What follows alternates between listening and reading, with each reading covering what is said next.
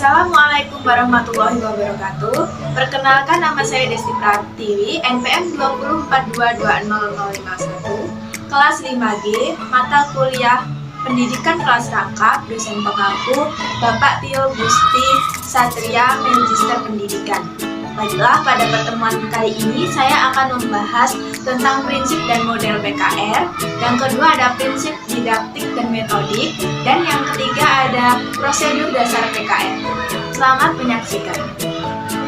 Baiklah, materi yang pertama saya akan menjelaskan tentang prinsip dan model PKR.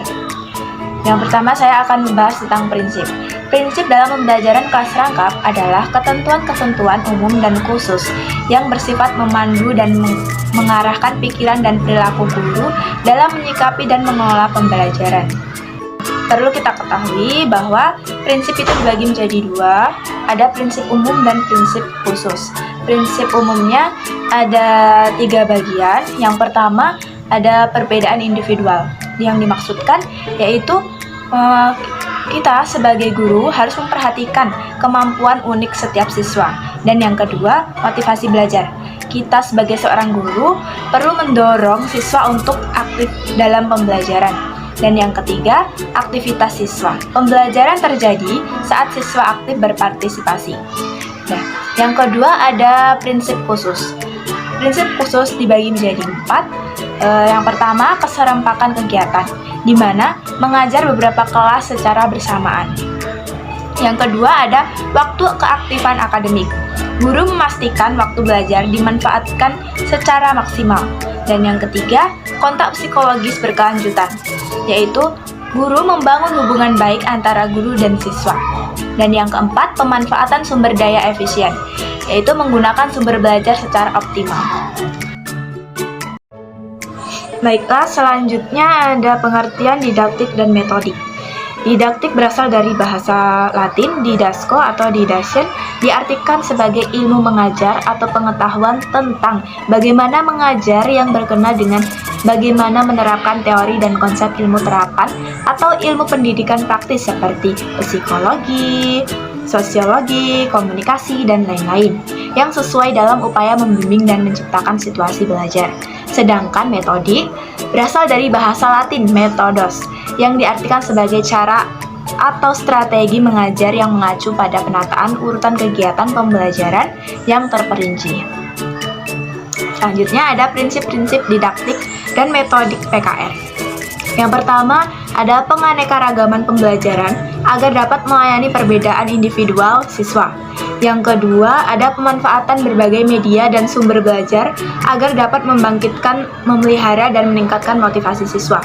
Yang ketiga ada menerapkan aneka pendekatan, metode, dan teknik pembelajaran yang berpotensi mengaktifkan siswa dalam keseluruhan siklus proses belajar. Dan yang keempat ada menekankan pada pencapaian dampak instruksional dan dampak pengiring. Yang terakhir, C. Prosedur dasar PKR. Yang pertama membuka pembelajaran. Yang ada 4 di sini, yaitu yang pertama menimbulkan motivasi belajar, di mana guru harus menciptakan motivasi belajar dengan cara yang menarik dan menyenangkan. Misalnya, pada pembukaan mengucapkan selamat pagi atau menanyakan kabar. Dan yang kedua, memberi acuan belajar. Guru harus memberikan acuan belajar yang jelas dan spesifik tentang apa yang akan dipelajari. Yang ketiga, membuat kaitan materi.